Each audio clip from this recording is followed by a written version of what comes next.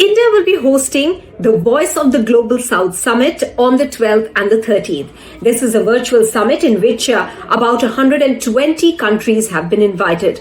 So what is the Global South? What are its issues? And why is this virtual summit initiative being taken by India?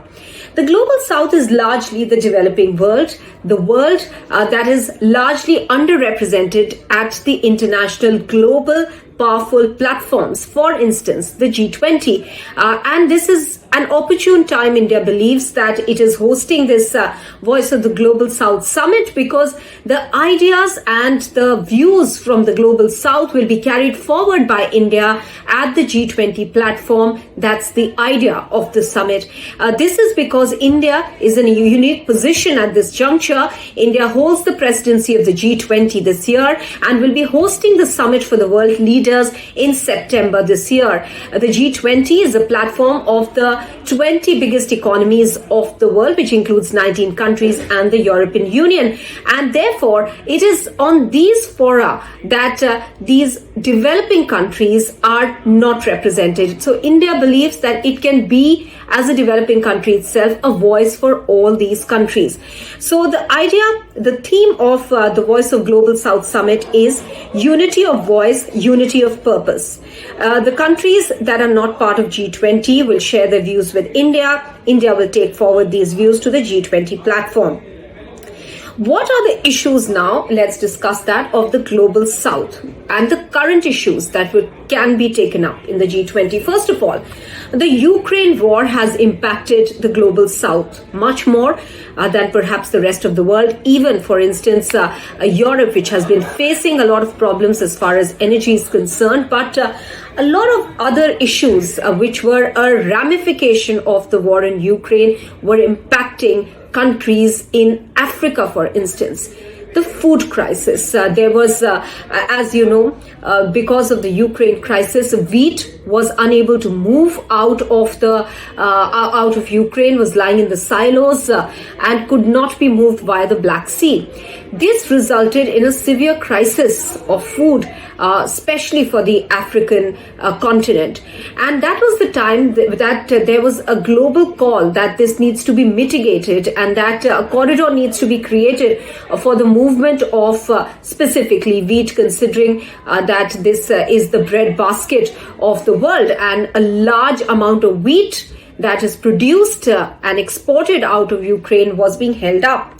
This is just one of the problems. The energy crisis emanating from this has also been felt across the world, and more acutely, of course, by the developing countries.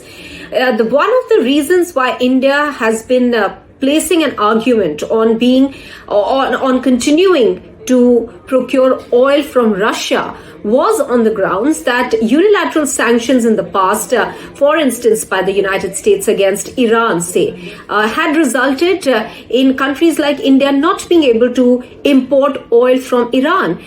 India's avenues of getting energy were being reduced from Iran to Venezuela, all under sanctions. India couldn't procure oil from there.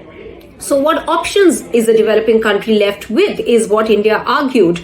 They need to have affordable prices for fuel in a country that consumes energy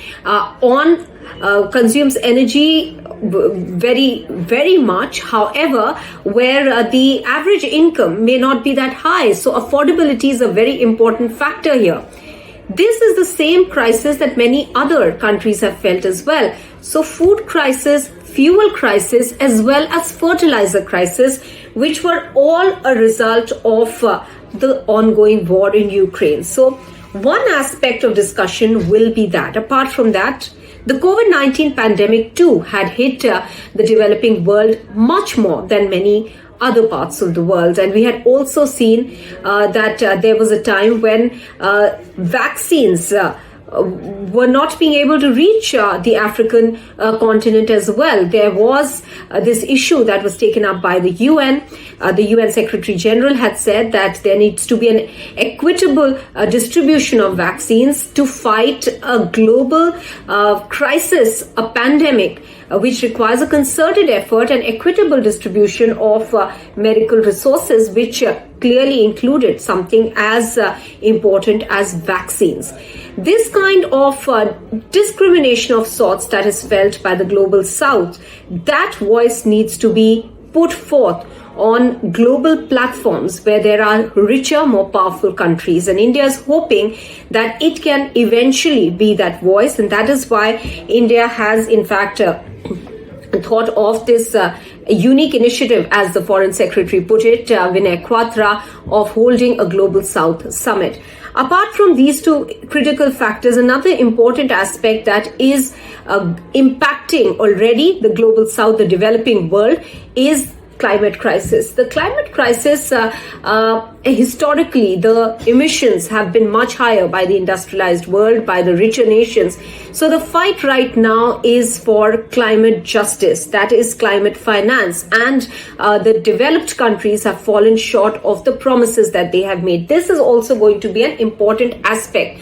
Apart from that, use of technology for a global good of humanity, India has already said that it is one of the aspects that India will raise at the G20, would want to raise during its presidency.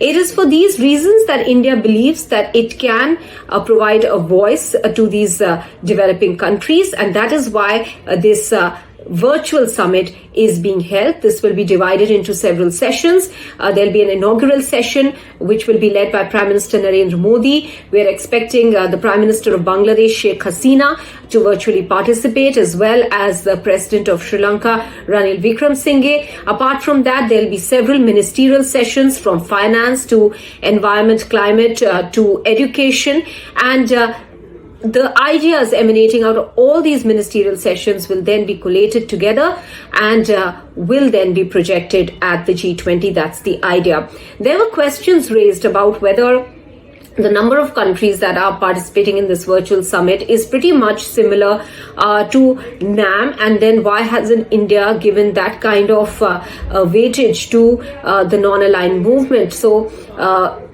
what the Foreign Secretary responded to this was that by holding a virtual summit of Voice of the Global South in no way means that less importance is being given to other fora or other platforms, similar platforms. However, this summit is going to take place over 2 days, and the entire summit will be virtual in nature.